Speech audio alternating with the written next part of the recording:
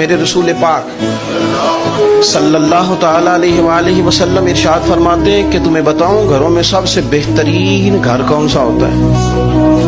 او میرے بھائیوں، وہ کتنا کو بہترین گھر ہے جسے مدینے والے رسول نے بہترین کہہ دیا ہے۔ فرمایا تمہیں بتاؤں نا گھروں میں بہترین گھر کون سا ہے؟ ہم سمجھتے ہیں ٹائلیں اچھی ہوں، کمرے ہوادار ہوں اور کچن انواع اقسام کے کھانوں سے بھرا ہوا ہو، سین اچھا ہو اور جناب ہر چیز کی سہولیات گھر میں ہو، امن ہو، سکون ہو۔ نہیں، حضور فرماتے ہیں مجھ سے پوچھو نا بہترین گھر کون سا ہے؟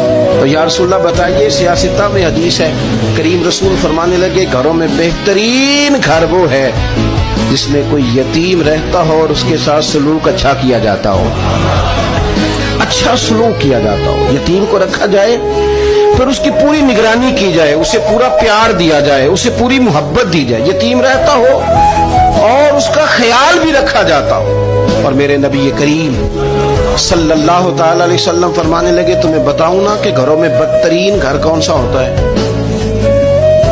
بدترین گھر کون سا ہے؟ حضور بتائیے، فرمایا جس میں کوئی یتیم رہتا اور اس کے ساتھ سلوک نہ صحیح کیا جاتا، اس کو تکلیف دی جاتی ہو، وہ کرب میں ہو، وہ تکلیف میں ہو، وہ اذیت میں ہو۔